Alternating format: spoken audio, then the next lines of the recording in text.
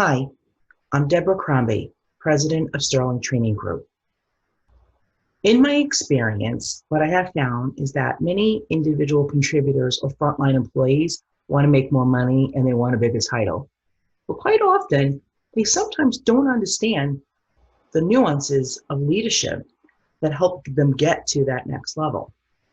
In this course, Leadership Fundamentals, what I do is I help dispel that myth. And we talk about the things that they need to do at different levels as it relates to managerial skills and leadership capabilities. When doing this class on site, I kick off the program with an exercise where I ask them a simple question: who are the three wealthiest people in America today? And I give them a few minutes to write it down on paper, and quite often there's quizzical looks. They're not allowed to Google. And then the next question that I ask them is, name one or two people who have helped shape who you are today. And quite often, it's a much easier question to answer.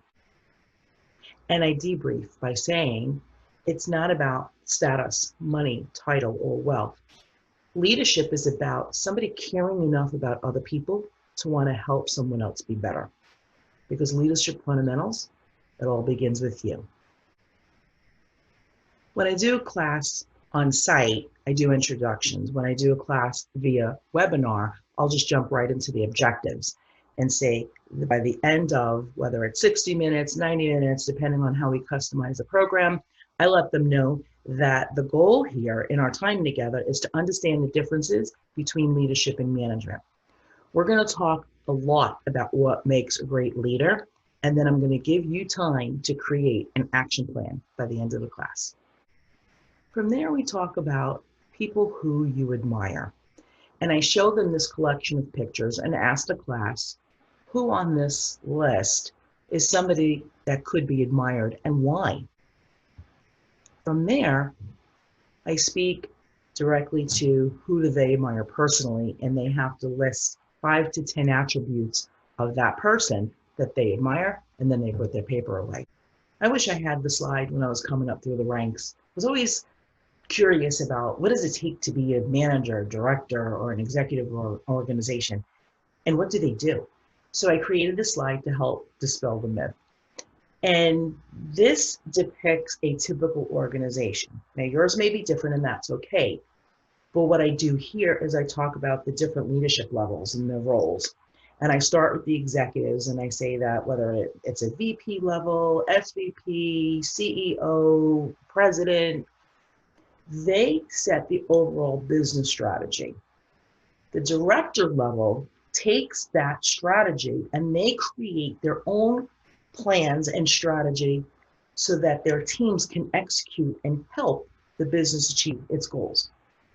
The managers simply execute the plan, right? So they have their teams working for them and they're in charge of getting certain operational duties completed. They typically have supervisors that work with them, so the supervisors can oversee the day-to-day operations of the employees who are doing the work. And we just simply go over it and ask if there's questions, and we talk about, was this helpful? Is this something that you knew before? Did you like what you heard? That type of thing. And then we talk about what are the differences between leadership and management, because there are, and there is some crossover as well. Typically at this point, I have breakout groups that brainstorm the two different lists, depending on the size of the class, depending on how we're doing it virtual or on-site. I might alter the activity, but ultimately I want to see from their perspective what it is that they believe are the differences between leadership and management. And then from there, I have them reveal their lists. We cross off what the overlap is, and then I reveal the list to help augment anything that they may have left off. I have quotes embedded into the training program.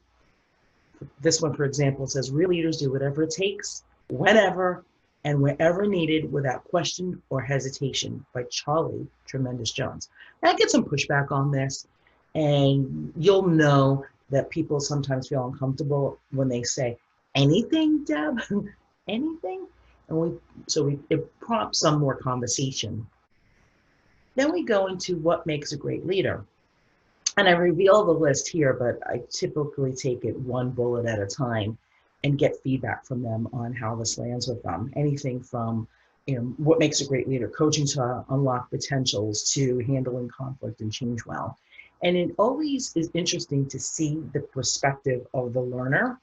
I usually get, bright eyes and ahas here because they're starting to make the connections that what they're doing is tactical, but leadership is really more strategic. Then we do another exercise. Why would anybody follow you? And I have them list on a piece of paper 5 to 10 attributes of why people would want to follow them as a leader. And then I make them go back to the person they admire and look at the traits that they're missing and have them start doing some action planning around how it is they're going to improve their leadership capabilities. Whether finding a mentor, taking a class, reading a book, doing an on-the-job activity, it's up to them to put their play into action. And then we wind down and I ask, so what are the differences between leadership and management? What are some of the things we talked about that make a great leader?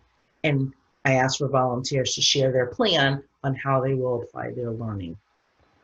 So if this course is appealing to you and you'd like to learn a little bit more about what else Sterling Training Group can do for you, please visit our website at www.sterlingtraininggroup.com. Thank you for your time.